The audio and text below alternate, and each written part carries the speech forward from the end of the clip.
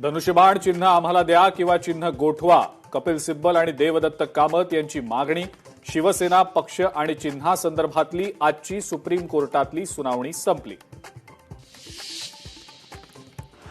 12 ऑगस्टला पुण्यामध्ये छात्रों की गूंज या संवाद कार्यक्रमाचं आयोजन. काँग्रेसच्या शिक्षण संस्थेतल्या विद्यार्थ्यांनाच कार्यक्रमाला बोलावलं जाणार. राहुल गांधींच्या कार्यक्रमावर मुख्यमंत्र्यांची टीका, काँग्रेसचंही प्रत्युत्तर. आजपासून रिक्षा आणि टॅक्सी चालकांना मराठी भाषेचं व्यावहारिक ज्ञान असणं अनिवार्य. मराठीचं ज्ञान नसलेल्या किंवा बोलता न येणाऱ्या वाहन चालकांवर कारवाईला सुरुवात.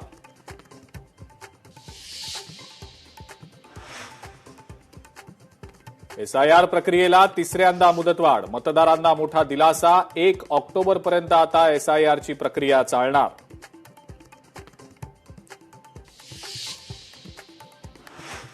पुण्यामध्ये ओबीसी आंदोलक नवनाथ वाघमारेंविरोधात गुन्हा दाखल. 2 समाजात तेढ निर्माण होईल असं वक्तव्य केल्याचा आरोप. विश्रामबाग पोलीस स्टेशनमध्ये गुन्हा दाखल. 2 सप्टेंबरला एकनाथ खडसेंचा 75वा वाढदिवस. सोहळ्याच्या पत्रिकेत प्रमुख उपस्थिती म्हणून मुख्यमंत्री फडणवीस आणि शरद पवारांचं नाव.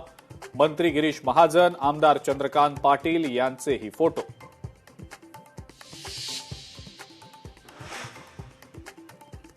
महापौर रितू तावडेंकडनं जुहू चौपाटीची पाहणी.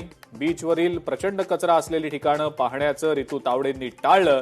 महापौरांच्या पाहणी दौऱ्यावर प्रश्नचिन्ह उपस्थित.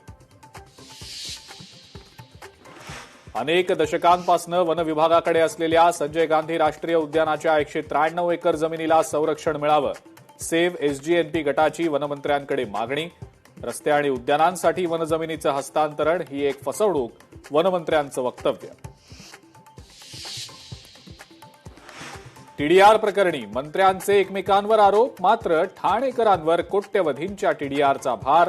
ठाणेकरांच्या प्रश्नांवर मुख्यमंत्री गप्प का? डी दायाभाय अँड कंपनीला दिलेला टीडीआर मुख्यमंत्री स्वअधिकारात का थांबवत नाहीत? सरकार या टीडीआर प्रकरणी पुनर्विचार याचिका दाखल करणार का? लोकशाही मराठीचे सवाल.